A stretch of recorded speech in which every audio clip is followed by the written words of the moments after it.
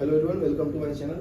तो देखो हम लोग 11th का केमिस्ट्री पढ़ रहे हैं ना, आईसीएसई बोर्ड का। क्या पढ़ रहे हैं? कौन सा चैप्टर? Redox reaction.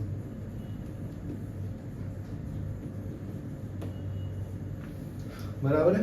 तो अभी हम लोग बैलेंसिंग सीखेंगे, how to balance the redox reaction. ठीक है, तो एग्जांपल 6 सॉल्व कर रहे हैं। पेज नंबर है 443। ठीक है, 6th एग्जांपल में क्या बोलता है? Balance the following equation by oxidation number system. तो ये कॉपर को नाइट्रिक एसिड में डालता है। ठीक है, तो ये कॉपर नाइट्रेट देता है और क्या देता है? Nitrogen monoxide and water. तो पहले क्या करते हैं बताओ? पहले ऑक्सीडेशन स्टेट निकालेंगे सब एलिमेंट का। बराबर है। तो बताओ कॉपर का क्या है? फ्री स्टेट में क्या होता है? 0। बराबर ना। तो हाइड्रोजन का कितना है? +1। ऑक्सीजन का -2। कितना आएगा नाइट्रोजन का? बराबर, गुड। तो ये 3 × 2 6 हो जाएगा और +1 5। तो ये +5 आएगा ना। कॉपर नाइट्रेट में कॉपर का क्या है? +2। नाइट्रेट का क्या है? -1। तो इसमें भी नाइट्रोजन का +5 आएगा ना। बराबर है। और ऑक्सीजन का -2। ये ऑक्सीजन -2 है, नाइट्रोजन कितना है? +2। Oxygen -2, hydrogen +1। यहाँ क्लियर है? ओके, तो अभी चेंज देखते हैं। कॉपर का 0 से +2 में चेंज है और नाइट्रोजन का +5 से 2 से। तो 5 से 2 में चेंज है। कितने का चेंज है? 3 का। Change bye 3। और कॉपर का 2 का चेंज बाय 2। तो अभी क्या करूं? उल्टा मल्टीप्लाई कर देना। 3 से किसको मल्टीप्लाई कर देना पड़ेगा? कॉपर को। इसको यहाँ पे 3 और यहाँ 3 डालना पड़ेगा। बराबर है। तो सेकंड स्टेप में लिखता हूँ, एक ही में सब लगता है, एक ही स्टेप में सॉल्व होती है। तो पहले रिएक्शन को लिख लो। Copper nitrate, nitrogen monoxide, water. तो इसमें 3 का चेंज है, तो इसके सामने 3 लिखूंगा, कॉपर के सामने। बराबर है। और नाइट्रोजन के सामने 2 लिखूंगा। तो ये 2 यहाँ पे 2 से मल्टीप्लाई किया तो जरूरत नहीं है ना, यहाँ पे। ठीक है, अभी क्या चेंज चेक करते हैं हम लोग? क्या चेक करते हैं? बराबर। यहाँ तक क्लियर है अपने को ना? तो अभी मान लो हाइड्रोजन चेक करता हूँ पहले। तो लेफ्ट में हाइड्रोजन कितना है? 6 नहीं 2 ना। यहाँ पे कितना है? 2। ये 2 बराबर है। हाइड्रोजन बराबर है। तो ऑक्सीजन चेक करो अभी। ऑक्सीजन कितना है इधर? 3 × 6 ऑक्सीजन। राइट में 3 इधर 6 और 3 18 ऑक्सीजन ना। और यहाँ पे 2 ऑक्सीजन और यहाँ पे 1 ऑक्सीजन। टोटल कितना हो गया? 20 21 हो गया। 21 ऑक्सीजन। तो इसको क्या करूँ बताओ? बढ़ा दो कितने से? बताओ फिर। यहाँ पे 21 है ना टोटल, यहाँ पे 6 है। तो 21 करने के लिए क्या करूँगा? 6 से करूँगा तो 18 आएगा ना। 7 से करूँगा तो 21। 7 से करूँ फिर हाइड्रोजन बढ़ जाता है ना। तो देखेंगे ना बाद में। अभी 7 लिखो, 7 लिखो। तो हाइड्रोजन कितना हो गया? 7। इधर हाइड्रोजन हो जाएगा 7/2 करना पड़ेगा। नहीं, गलत हो जाएगा ना। इवन लेना पड़ेगा। तो 8 लेंगे तो हाँ 8 चलिए। 8 3 के 24 ना। फिर ऑक्सीजन बैलेंस कर लो इधर।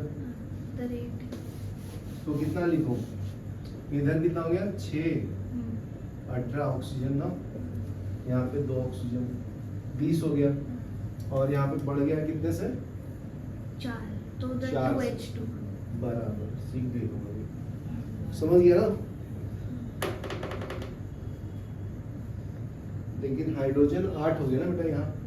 तो यहाँ पे 8 करना पड़ेगा ना, तो 4 लिखना पड़ेगा। समझा? अभी चेक कर लेते हैं ना एक बार। हाइड्रोजन 8 है यहाँ पे 8 हो गया। 4 2 जा 8। अनन्या समझा? ऑक्सीजन देखो 8 3 जा 24। और यहाँ पे कितना? 6 2 18 18 ऑक्सीजन यहाँ पे 2 ऑक्सीजन और यहाँ पे 4 24 हो गया 24 बैलेंस हो गया ना। तो इतना इजी है, लिख लो, पॉज करो। तो नेक्स्ट देखो, साइनाइड बता दिया ना, तो नेक्स्ट ऑर्गेनिक केमिस्ट्री पढ़ेंगे। ऑर्गेनिक केमिस्ट्री तो देखो ऑर्गेनिक केमिस्ट्री में पहले नेक्स्ट पढ़ेंगे थायो अल्कोहल। नेक्स्ट है थायो अल्कोहल। थायो अल्कोहल ये हो गया RSH को बोलते हैं, ठीक है। तो इसका एग्जांपल देखो, अगर मैं ले लूं R के जगह पे CH3SH, तो ये हो जाएगा मिथाइल थायो अल्कोहल। मिथाइल थायो अल्कोहल, बराबर है। हेलो एल्केन पढ़ा दिया था सबको। नेक्स्ट पढ़ेंगे वो ईथर, ठीक है। तो ये फंक्शनल ग्रुप है थायो अल्कोहल का। ईथर का फॉर्मूला क्या है? ROR ना, ठीक है। ये R सेम भी हो सकता है, डिफरेंट भी हो सकता कितने बजे लगेगा? है, 2 बजे। 2 बजे या 9? तो ये हो जाएगा di alkyl ether. Di alkyl ether, ठीक है। तो ये ईथर का फंक्शनल ग्रुप, ठीक है। R क्या है? Alkyl group. पॉज। तो अगर दोनों सेम होगा तो सिमेट्रिकल ईथर।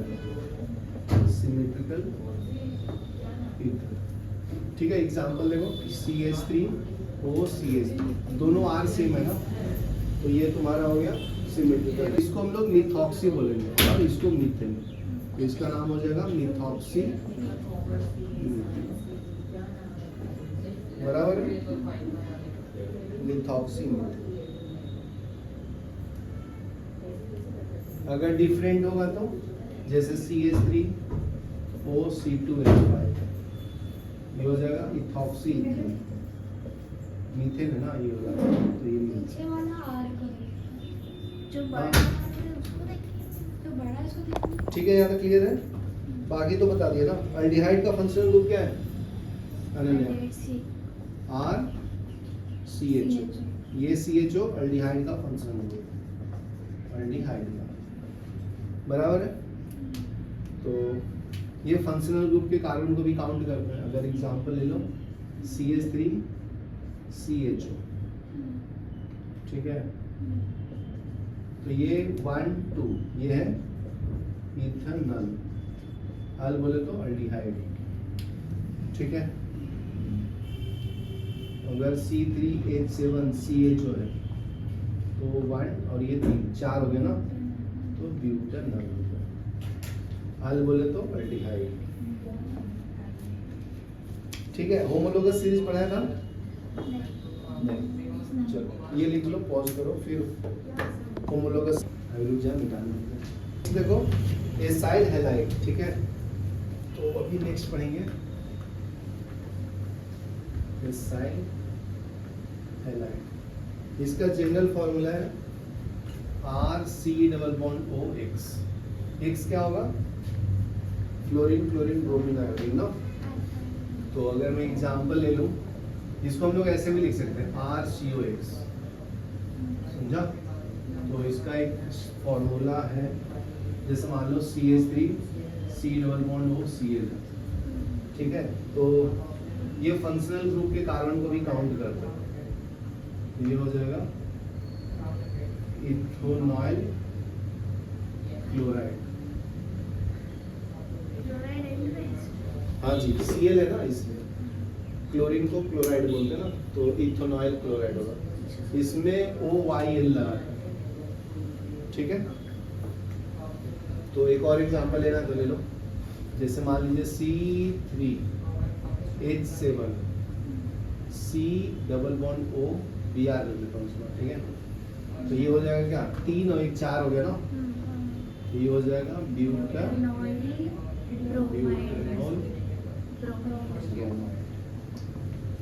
बराबर है। तो ये इसका फंक्शनल ग्रुप है एसाइल हैलाइड का ना। एमाइड तो बता दिया। अभी देखो next acid anhydride, R C double bond O C double bond O R, ये हो गया एसिड अनहाइड्राइड। ठीक है, फंक्शनल ग्रुप कौन सा है इसमें? ये है तुम्हारा फंक्शनल ग्रुप एसिड अनहाइड्राइड। ठीक है, ये आर सेम भी हो सकता है, डिफरेंट भी हो सकता है। एक एग्जांपल समझते हैं, अल्कोहलिक अनहाइड्राइड। अगर आर के जगह पे CH3 ले लूं तो CH3 C double bond O C double bond O CH3, तो कितना कार्बन है? 4 का 4 है ना, लेकिन 1 2 को ही काउंट करेंगे। ये हो जाएगा इथेनोइक अनहाइड्राइड, 1 2 में भी होगा। क्योंकि वो रिपीटेड है ना। अच्छा ठीक है, तो इसमें इतना ही लिखते हैं, ओइक अनहाइड्राइड बराबर। देखो बुक में भी देखो, नहीं लिखा।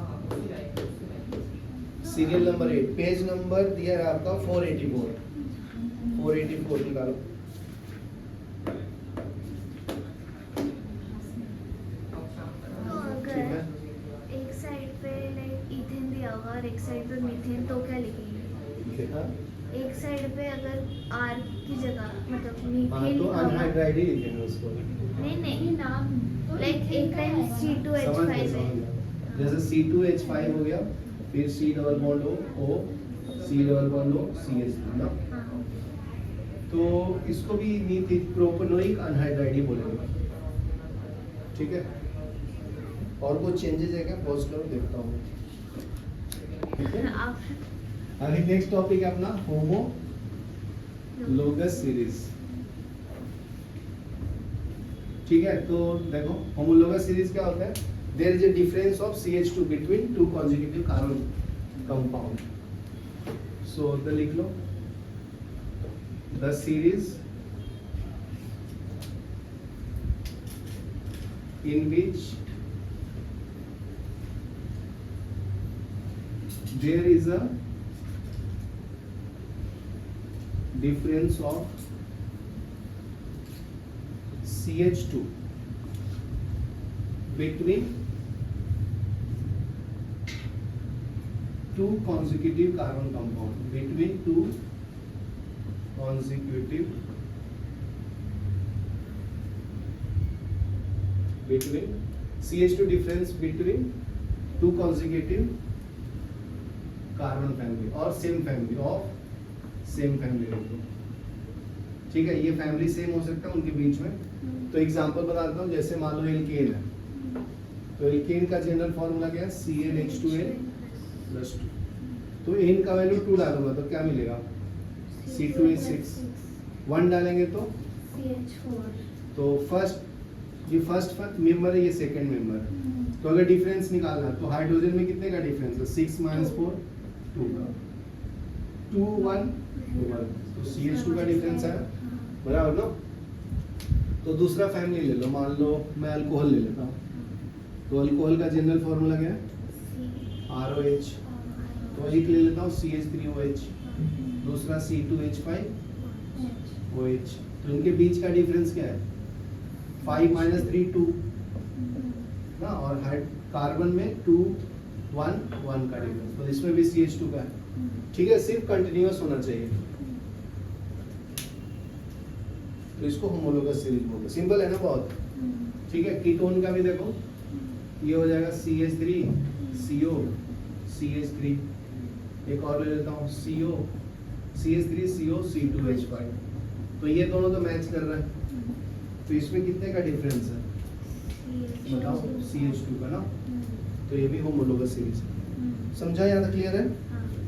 तो उसके बाद है आपका नेमिंग। तो नेमिंग में बाद में बताऊंगा, और हम लोग कंसेप्ट सीख लेते हैं। इसके बाद नया टॉपिक क्या आता है? आइसोमेरिज्म है क्या? हाँ, आइसोमेरिज्म है। हाँ, तो आइसोमेरिज्म पढ़ते हैं, ये इम्पोर्टेंट टॉपिक है, ये लिख लो पहले। हम लोग आइसोमेरिज्म, क्या होता है आइसोमेरिज्म? क्या होता है? बताओ, ये पढ़ा था ना, same molecular formula but different structure, same molecular formula but different structure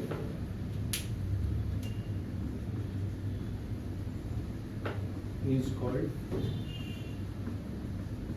isomerism.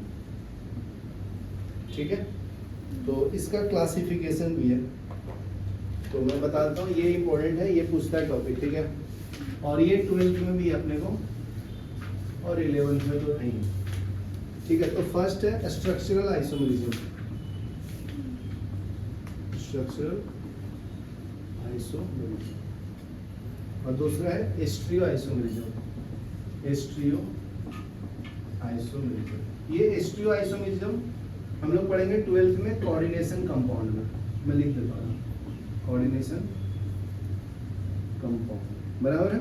अभी नहीं है फिर में। नहीं रहेगा तो बता दूंगा फिर से। तो एस्ट्रियो में दो टाइप्स के आते हैं, ज्योमेट्रिकल और optical.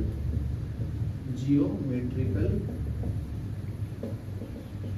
Isomerism and optical isomerism, बराबर है? ओके, स्ट्रक्चर अभी 11th में अपने को स्ट्रक्चरल है, इस पे कॉन्सेंट्रेट करो, बहुत इंपॉर्टेंट है। तो फर्स्ट है अपना चेन आइसोमेरिज्म, चेन आइसोमेरिज्म। तो 1 by 1 एक्सप्लेन करता हूँ, पहले नाम बताता हूँ। दूसरा है पोजीशन आइसोमेरिज्म, पहले नाम लिख लो फटाफट। फिर थर्ड है फंक्शनल आइसोमेरिज्म, तो नाम से थोड़ा थोड़ा पता चल रहा होगा तुम लोगों को। फिर है मेटामेरिज्म, ये वाला पार्ट है मेटामेरिज्म, इसमें और पार्ट है chain, ring chain isomerism, ring chain isomerism. दूसरा है टॉटोमेरिज्म, टॉटोमेरिज्म, ये सबसे इंपॉर्टेंट है टॉटोमेरिज्म। ठीक है, तो स्टार्ट करते हैं स्ट्रक्चरल आइसोमेरिज्म से, चेन से। ठीक है, तो चेन का एग्जांपल बताता हूँ पहले इसका। तो एक मॉलिक्यूलर फॉर्मूला है C4H9Br। ठीक है, तो 1 2 3 4, तो ये हो गया आपका 1 ब्रोमोब्यूटेन ना, 1 2 3 4, ये 1 ब्रोमोब्यूटेन। ठीक है, तो अगर मैं एक को मिथाइल ग्रुप पे कर दूं, यहाँ पे तो ये मीथ ईथ प्रो, यहाँ पे Br, यहाँ पे CH3, 1 2 3, तो ये हो जाएगा 2 methyl meth eth pro, 2 methyl 1 bromo propane ना, ये ब्रोमो पहले लिखो ना, एम के पहले बी आता है ना, इसलिए 1 ब्रोमो 2 मिथाइल क्या प्रोपेन ना। तो ये हो गया तुम्हारा चेन आइसोमेरिज्म। तो देख सकते हो यहाँ पे ब्रांचिंग में कर दिया हूँ इसलिए। ठीक है,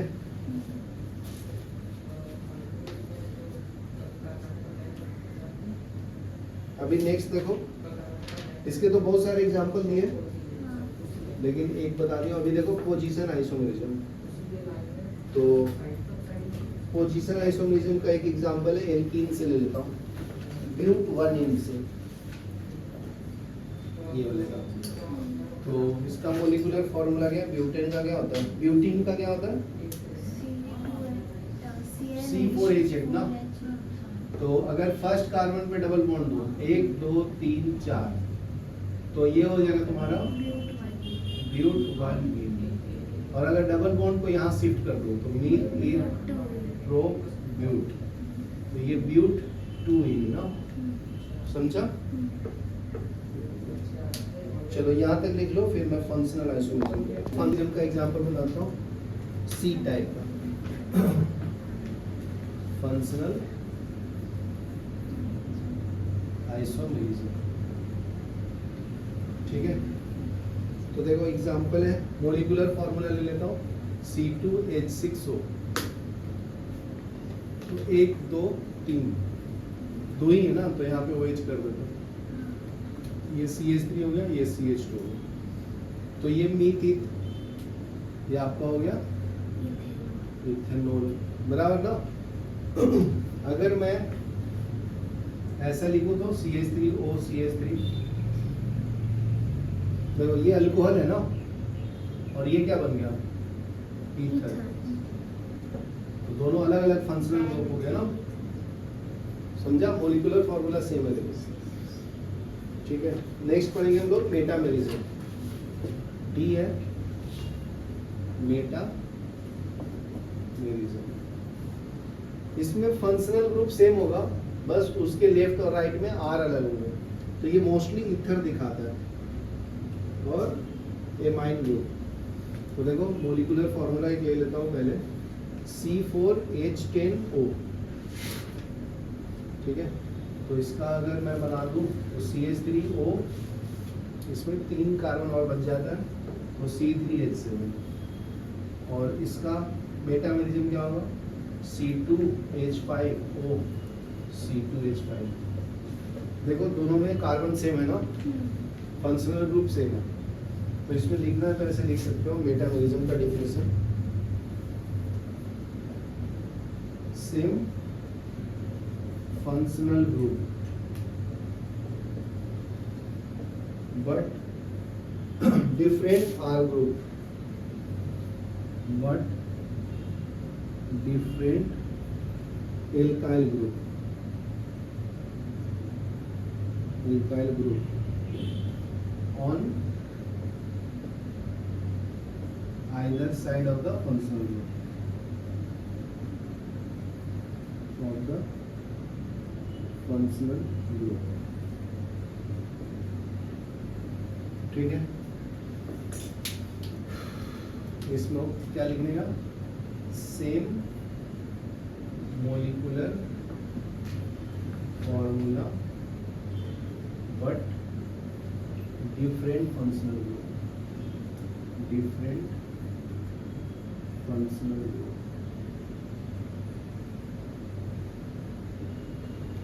ठीक है ना। चलो लिख लो, पॉज करो। ईथर का फॉर्मूला क्या है, अनन्या R2R है ना, तो अगर ये सेम है R1 R2, तो ये सिमेट्रिकल ईथर है।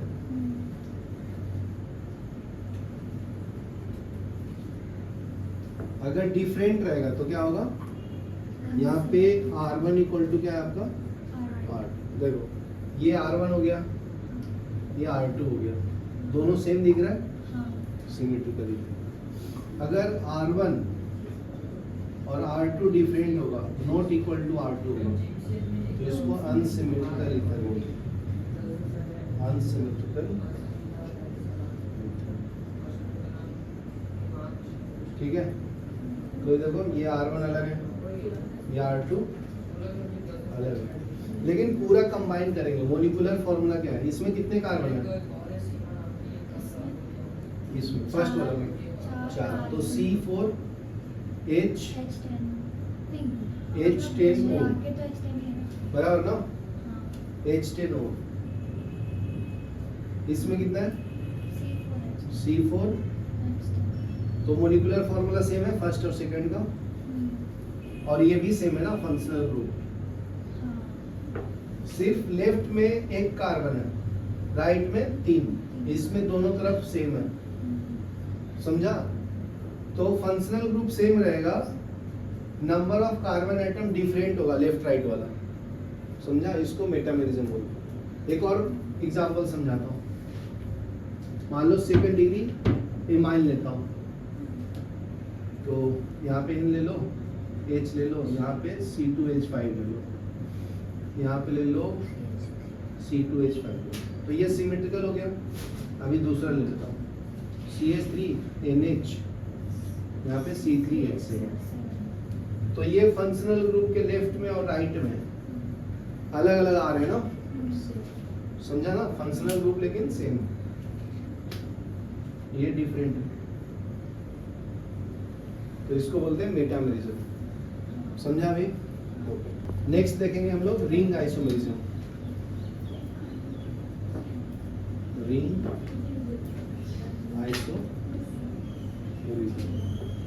तो इसका मोलिकुलर फॉर्मूला मान लो C3H6 लेता हूँ, C3H6। तो इसका स्ट्रक्चर ड्रॉ करूंगा, मीथ ईथ प्रो। तो यहाँ पे डबल बॉन्ड हो गया ना, ठीक है। तो अभी इसका साइक्लो बनाना, रिंग बनाना, तो रिंग बना लो। तो ये ट्रायंगल बनेगा। तो ये CH2 है, ये CH2 है, ये क्या है CH2। तो एक कार्बन 4 बॉन्ड बनाता है ना, डबल वही तो है। देखो, समझा नन्या? इसमें डबल बॉन्ड नहीं बनाई है, क्यों बनाएंगे नहीं? लाइक जरूरत नहीं है। H हटा के। कितना 6 हाइड्रोजन होना, 2 2 4 6 हो गया ना। तो उसने थोड़ी बोला कि फंक्शनल ग्रुप सेम होना चाहिए, अच्छा। सिर्फ number of carbon atom same होना चाहिए ना, मोलिकुलर फॉर्मूला सेम होना चाहिए ना। तो ये प्लेन है और ये रिंग फॉर्म में है, तो ये रिंग आइसोमेरिज्म हो गया। ठीक है। डबल बॉन्ड है, उसको कैसे शो किया? हम तो कर ही नहीं रहे डबल बॉन्ड। नहीं बेटा, ये मैं क्या बोला, वो डबल हो सिंगल हो तेरा प्रॉब्लम है, अच्छा। वो तो सेटिस्फाई करने के लिए, इसका ऑक्टेट कंप्लीट करने के लिए हो गया है ना। लेकिन जब साइक्लोप्रोपेन लिखते हैं, साइक्लोप्रोपेन,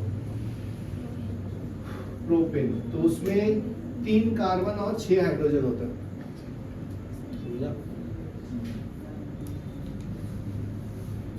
लिखो जल्दी। नेक्स्ट पढ़ेंगे टॉटो। अभी नेक्स्ट है टॉटोमेरिज्म, ये बहुत इंपॉर्टेंट है, ये सीख के लो। टॉटोमेरिज्म, टॉटोमेरिज्म में देखो, इसमें क्या होता है, पाई बॉन्ड का शिफ्टिंग होता है। तो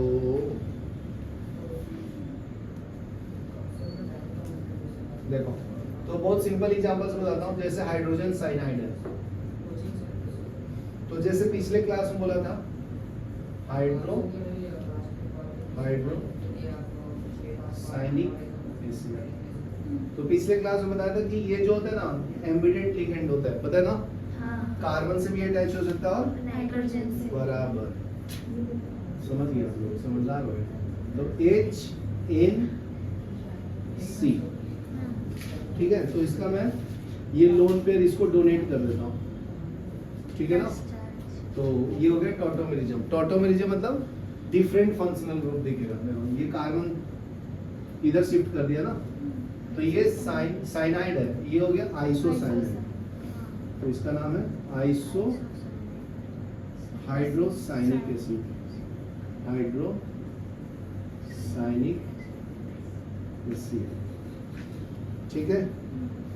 उसी तरह से नाइट्रो के साथ भी कर सकते हैं, HON डबल बॉन्ड हो, ठीक है। ये नाइट्रो ग्रुप हो गया, तो नाइट्राइट फॉर्म है, नाइट्राइट फॉर्म। दूसरा होगा, यहाँ पे नाइट्रोजन से अटैच कर दो, तो HN डबल बॉन्ड हो, यस, ठीक है। तो ये हो गया नाइट्रो फॉर्म, ठीक है। यहाँ पे क्लियर है। इसमें दूसरा वाला जो आता है वो बहुत इंपॉर्टेंट है, वो एग्जाम में आता है JEE को, उसको केटो इनॉल फॉर्म बोलते हैं। मतलब इसमें कीटोन फंक्शनल ग्रुप भी होगा और अल्कोहलिक फंक्शनल ग्रुप भी होगा, ठीक है। इसको कीटोन इनॉल टॉटोमेरिज्म भी बोलते हैं, टॉटोमेरिज्म, बराबर ना। तो इसका एग्जांपल बताता हूँ।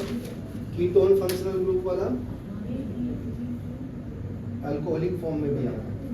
जैसे मान लीजिए, सिंपल ट्रिक से बताता हूँ पहले। जैसे CH3 हो गया, C double bond O, CH3 हो गया। यहाँ तक क्लियर है? ओके, देखो यहाँ पे ऑक्सीजन के पास 2 लोन पेयर है ना।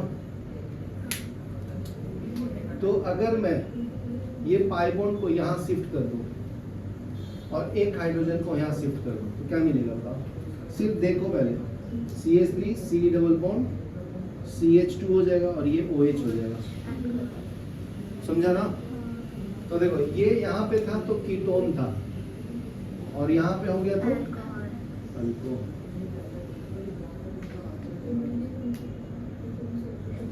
बराबर है।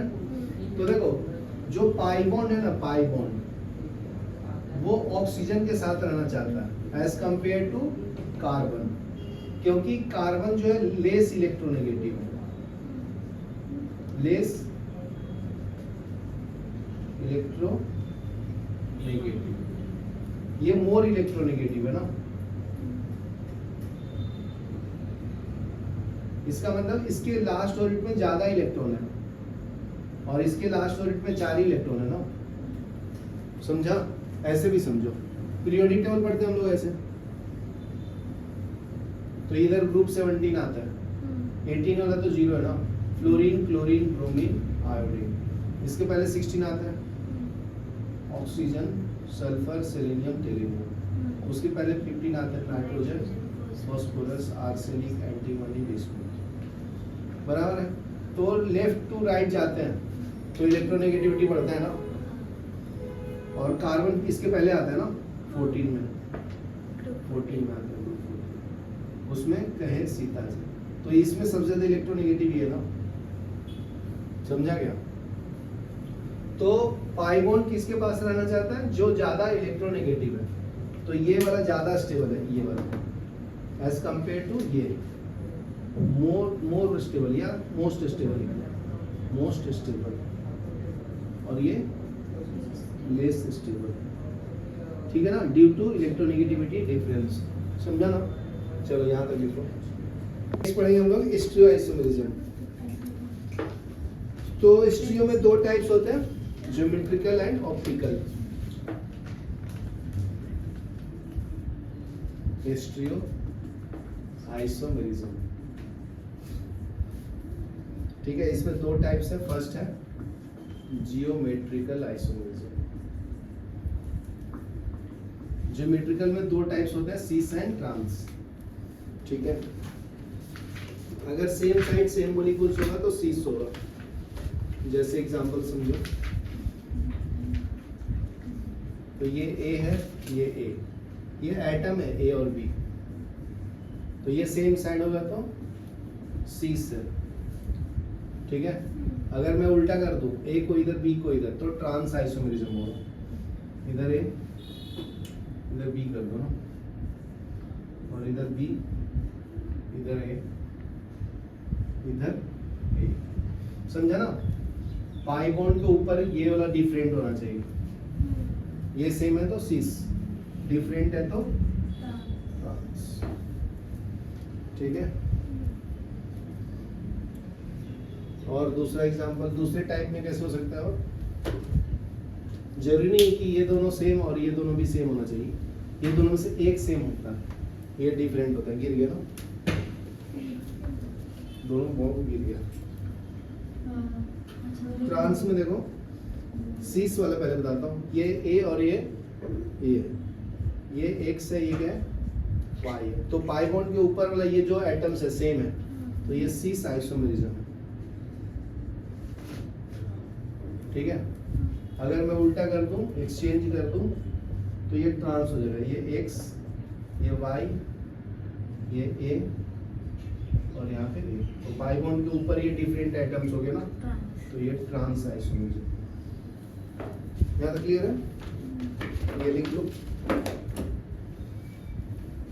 लाइव एग्जांपल देता हूँ। ये डबल बॉन्ड है, यहाँ पे CH3 है, ये CH3 है, और यहाँ पे H है, तो 1 2 3 4, तो ये हो जाएगा ब्यूट 2 इन ना, सेकंड नंबर पे डबल बॉन्ड है, तो ये इसको ट्रांस करना है, ये सीस आइसोमेरिज्म हो गया, सेम साइड है ना, CH3 ग्रुप, ट्रांस करना है तो डिफरेंट करेंगे।